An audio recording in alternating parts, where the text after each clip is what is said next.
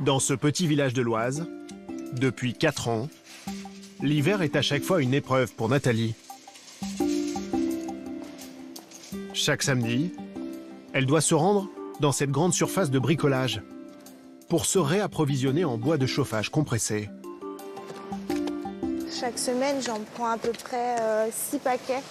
Là, je vais peut-être en prendre un peu plus parce qu'il commence à faire un peu plus froid. Ça vous fait 28,80 €, s'il vous plaît. Environ 30 € de bois par semaine, soit 120 € par mois. Un sacré budget pour cette ancienne coiffeuse, aujourd'hui intérimaire dans l'industrie. Elle vit avec 2000 € par mois et a 3 jeunes filles à charge. Dans leur maison, la cheminée est aujourd'hui leur unique moyen de chauffage. T'en as pris combien? 6, je crois. Ça marche. La galère a commencé quand Nathalie a décidé de refaire l'isolation du toit et des combles, responsable des plus grosses pertes de chaleur. Là, j'ai plus de toiture. J'ai une magnifique bâche. Mais le chantier a tourné au cauchemar à cause d'un artisan peu scrupuleux. Il a enlevé toute la toiture existante, l'ancienne, enlevé toute la laine de verre, et puis il est parti du jour au lendemain comme ça, et puis on s'est rendu compte que la maison prenait l'eau. À l'étage, c'est désormais une catastrophe. Avant de disparaître, l'artisan a enlevé une grande partie de l'isolant, une vieille laine de verre. Il fait super froid, vraiment très très froid. On n'a plus du tout d'isolation, de toute façon vous voyez au niveau de là-haut. Et il m'a tout laissé, par là. Nathalie espérait une maison parfaitement isolée du froid hivernal, plutôt vive dans la région. Elle se retrouve avec des combles qui prennent l'eau de toutes parts.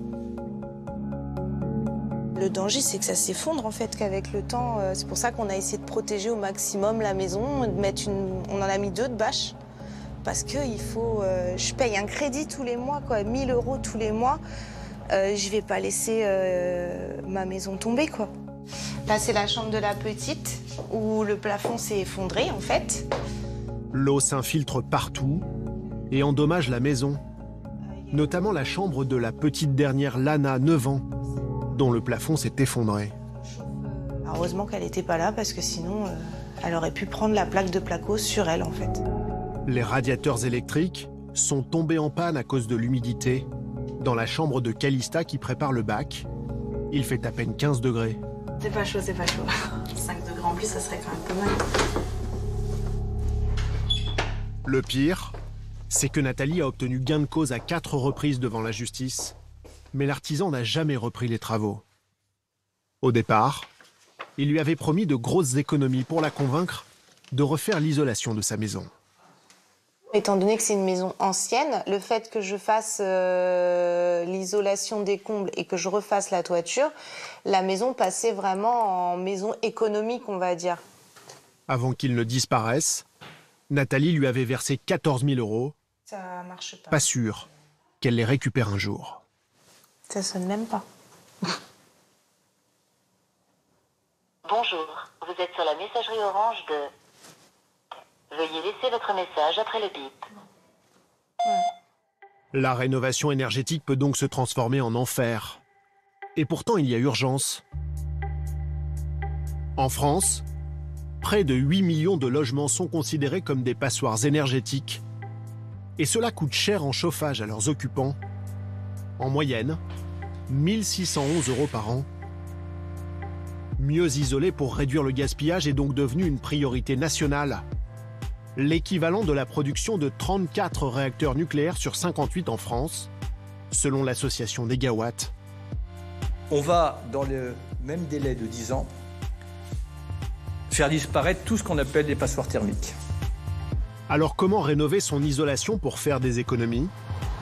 Comment bénéficier des aides publiques, parfois très avantageuses? Et que faire pour éviter les arnaques, nombreuses, sur ce marché en plein boom?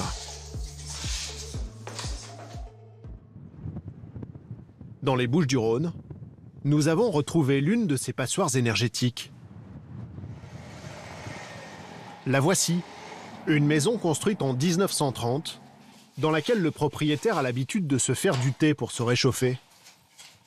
Chez Jean-Stéphane, il ne fait jamais très chaud, l'air froid pénètre par de nombreuses ouvertures. Là, on est sur des fenêtres qui sont, je pense, d'origine. Il y a de l'air qui passe à travers le battant de la fenêtre et l'armature de la fenêtre, naturellement, donc, parce qu'à l'époque, on ne pouvait pas faire mieux. Des fenêtres d'un autre temps, sans même de double vitrage. Une porte d'entrée ouverte aux 4 vents et une installation de chauffage vétuste. Mais dans une maison mal isolée, 30% des pertes de chaleur sont sous le toit. Dans les combles de Jean-Stéphane, la laine de verre est très détériorée. Comme ça a été fait il y a 20 ans ou 30 ans, aujourd'hui, donc elle s'est tassée et sa capacité à isoler s'est diminuée. Résultat, les 2 factures de l'année dernière totalisent 2 500 € de fioul, une fortune. Alors pour régler le problème sans se faire avoir, il a décidé de se rendre chez des experts, à l'invitation d'une association. On vous écoute. Il vient visiter la maison de Thomas et de sa femme, qui ont parfaitement réussi leur rénovation énergétique. Voilà, bienvenue alors à tous pour cette visite de site exemplaire. Aujourd'hui, Cet après-midi, ils sont 6 à avoir répondu présent. on va visiter la maison de Monsieur Guérin. Quand on l'a récupérée, elle était vraiment très très vétuste. Des fuites partout, au niveau du toit, des entrées d'air, du simple vitrage, aucune isolation. Il déboursait 4 000 € d'électricité par an. Alors le couple a décidé de réaliser de gros investissements. 6 mois de travaux. 3 000 € pour des portes et des fenêtres double vitrage. 5 000 € pour des panneaux et un chauffe-eau solaire sur le toit. 12 000 € pour cette pompe à chaleur qui transforme les calories de l'air extérieur en chauffage pour toute la maison. Celle-ci, récente, est très efficace. Elle a un rendement de 4, c'est-à-dire que quand vous consommez 1 kWh pour la faire fonctionner, elle produit 4 kWh de chaleur. C'est vraiment Autrement dit, elle crée de la chaleur gratuitement. de l'eau, elle peut rester comme elle était avant. Ils ont aussi dépensé 28 000 € pour doubler les murs extérieurs avec des plaques de polystyrène. Budget total, 60 000 €. Mais le résultat est là, comme le montre cette caméra thermique qui mesure la qualité de l'isolation d'une maison. De l'ensemble du pignon. La surface du mur est à 3,9 degrés. Le mur est froid, cela signifie que peu de chaleur s'échappe de leur maison. Donc là maintenant on va comparer avec la température de la façade juste à côté. La maison voisine, elle, n'est pas aussi bien isolée. Ses murs extérieurs sont plus chauds. 3,5 degrés, là on est à 5 degrés. Donc à chaque fois qu'on a 1 degré de plus, on peut imaginer qu'on a 10% de la consommation d'énergie en plus. La rénovation a porté ses fruits au-delà des espérances des propriétaires. Leur facture énergétique a depuis été divisée par 5. On est passé d'une facture d'électricité de 300-350 € par mois à 65-70 € par mois. Oui, c'est très très efficace. Soit seulement 788 € par an, au lieu de 4 000 € avant. Merci en tout cas. Merci, à bientôt. De quoi donner des idées à Jean-Stéphane. Cette rénovation énergétique sera rentabilisée en moins de 10 ans. Alors, de plus en plus de particuliers se lancent dans l'aventure. D'autant qu'un nouveau dispositif permet de refaire l'isolation de ces combles pour 1 € symbolique. Des centaines de PME proposent aujourd'hui cette offre à peine croyable, comme celle de Florian, commercial à Castres. Ce matin, il vient vérifier l'avancée des travaux dans ce pavillon avant l'arrivée des propriétaires. Vous êtes dans les temps au niveau planning? Ouais, ça se passe bien, ça avance. Bon, le support est bon, tout est bon. Dans ce garage au sous-sol, les ouvriers recouvrent le plafond de grandes plaques de polystyrène pour isoler le salon situé juste au-dessus. Budget, plus de 1 200 €. Mais pour le reste, le couple de propriétaires n'a rien payé.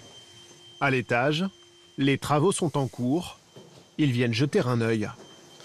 Allez, mais vous voyez, du coup, la trappe. Donc si vous voulez jeter un coup d'œil, c'est avec grand plaisir, vous pouvez monter à l'échelle. Dans les combles, les ouvriers mettent en place une isolation 20% plus efficace que la laine de verre.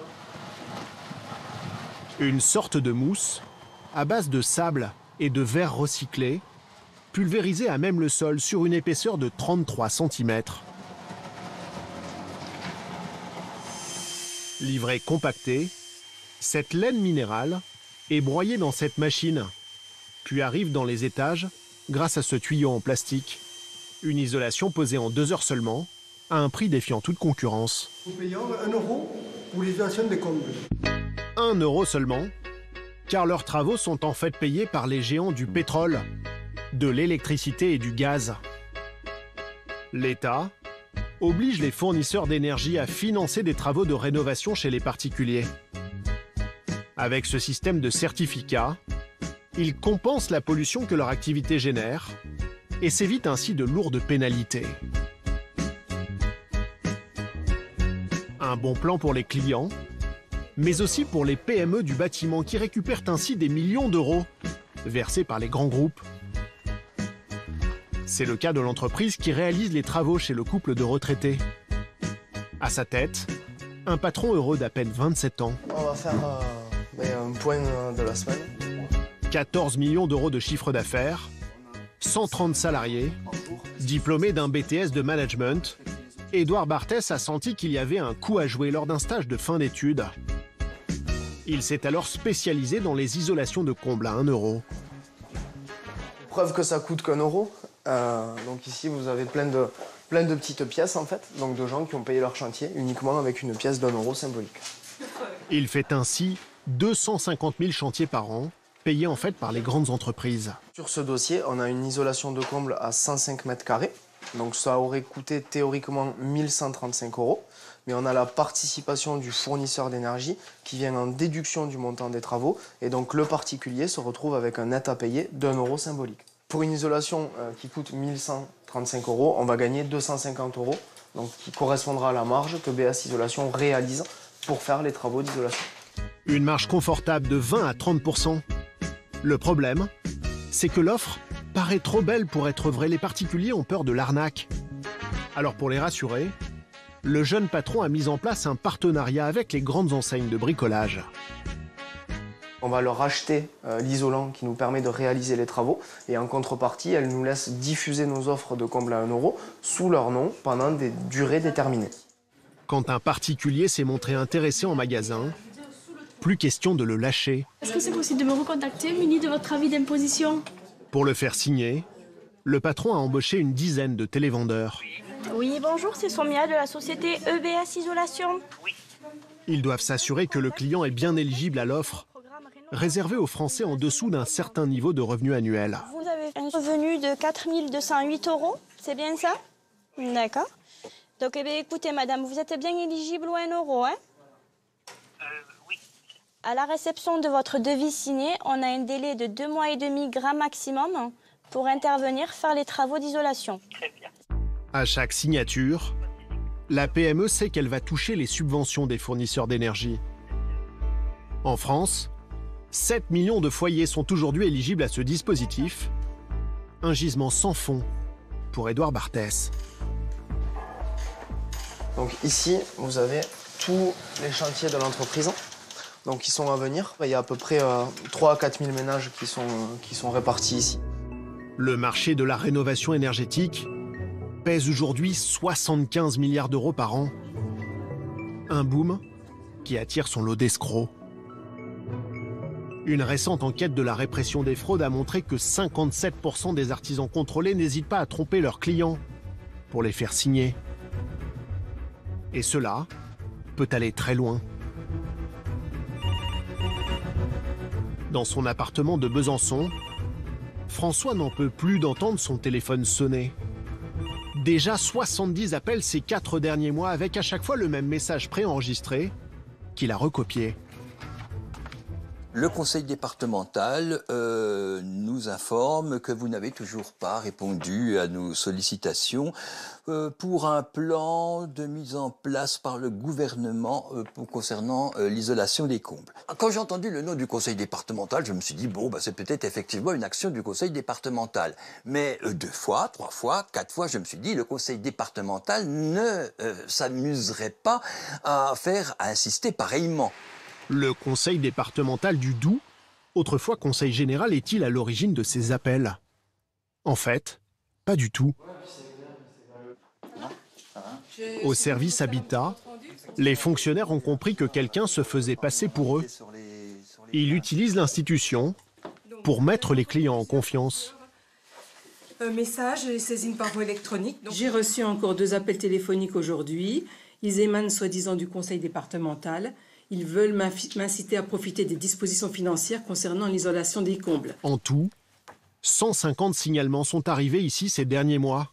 Alors le conseil départemental a porté plainte.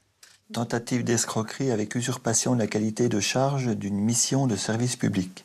Nous-mêmes, on a essayé d'intervenir, d'essayer d'appeler, on tombe sur une plateforme. Donc on n'a pas connaissance qui se cache derrière ce dispositif. Selon notre enquête, le numéro en question a en fait été utilisé dans plusieurs départements de France, avec à chaque fois la même tromperie. En le rappelant, nous allons finalement réussir à joindre un centre d'appel situé à Amiens. Nous tombons sur un message d'accueil étrange. Service de l'habitat, bonjour. Service de l'habitat, le même nom qu'au conseil départemental du Doubs. Service de l'habitat, bonjour. Bonjour, et le service de l'habitat, c'est quoi? C'est une entreprise privée? J'ai pas compris. Non, on a une plateforme téléphonique.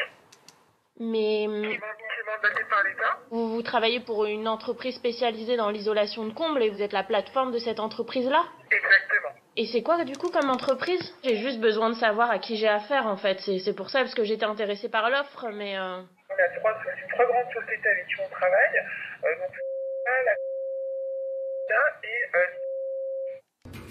En insistant, nous réussissons à obtenir ces noms de sociétés qui usurperaient l'identité de plusieurs conseils départementaux en France.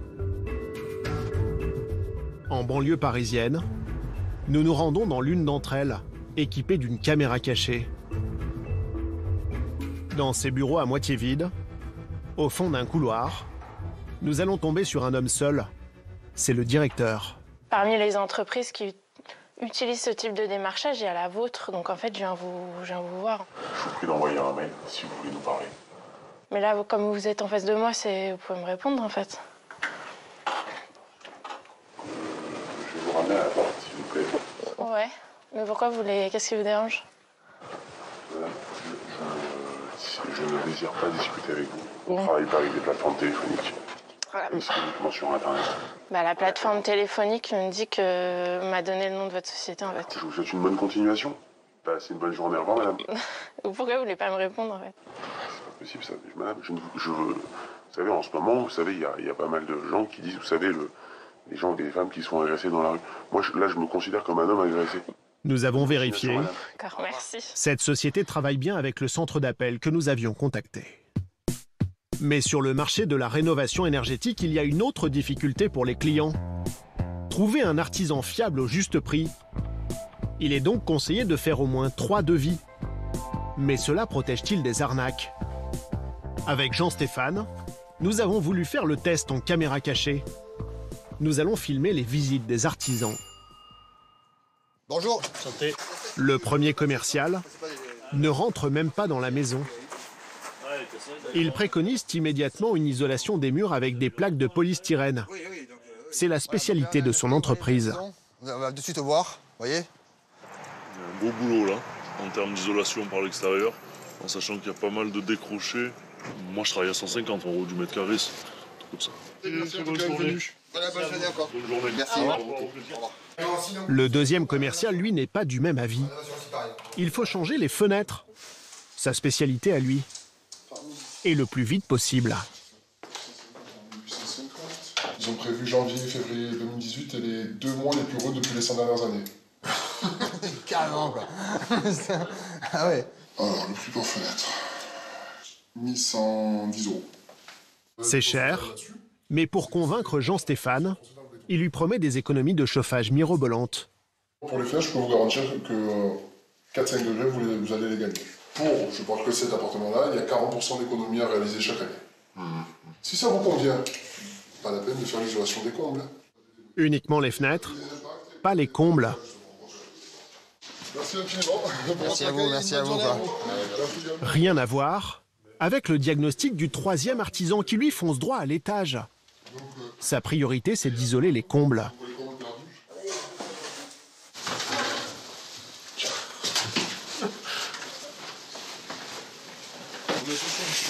Ou on fait du flocon, ouais, d'accord, ou c'est du rouleau.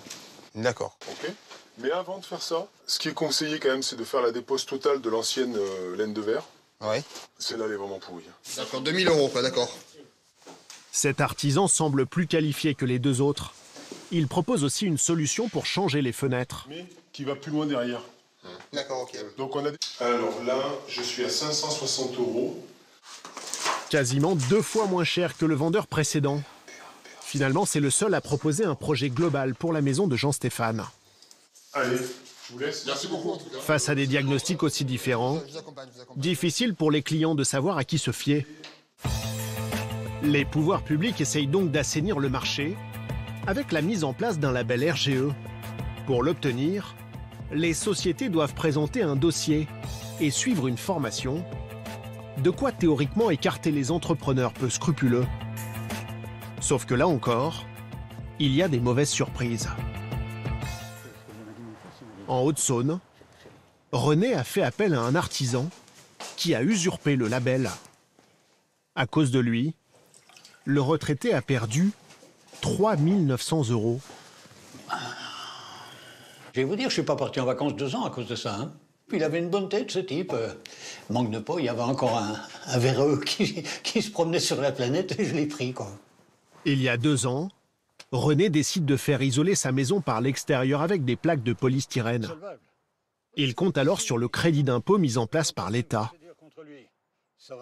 C'était un argument de base. J'ai dit, il faut profiter de cette occasion, justement, où il y a un crédit d'impôt de 30% sur le montant des travaux, pour faire ces travaux, quoi. Condition sine qua non, l'artisan doit avoir le label RGE. Oui, il a bien mentionné ici qu'il était titulaire du label RGE. Il m'a même donné un numéro de label. Mais au début du chantier, le retraité commence à avoir des doutes. Étonné de la mauvaise prestation des travaux qui est effectués, j'ai dit c'est pas possible qu'on ait donné un agrément à un type comme ça. Et donc quand je les ai eu au téléphone, c'est ce qu'ils m'ont répondu. Mais attendez, ils m'ont dit attendez monsieur, il n'a pas l'agrément RGE. Hein.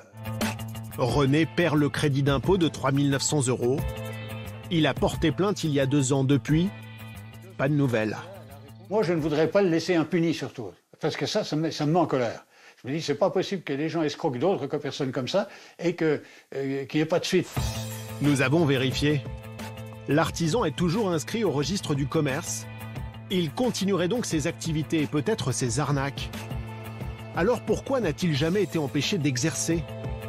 Pour comprendre, nous nous rendons au siège de Calibat, l'un des organismes qui délivre le fameux label RGE. Cette société, elle est encore active aujourd'hui et il semblerait qu'elle continue d'usurper le label. Si l'entreprise continue à usurper le label, nous, on va pouvoir agir pour pouvoir lui demander des explications quant à l'utilisation de la marque RGE, Éco-Artisan RGE, Calibat RGE. Pour autant, on n'a pas de pouvoir d'investigation ni de police. Problème, aucune enquête judiciaire n'a été ouverte après la plainte de René. L'année dernière, 150 usurpations par des artisans ont été signalées ici. Calibat conseille donc de vérifier sur ce site gouvernemental l'authenticité d'un label RGE avant de signer.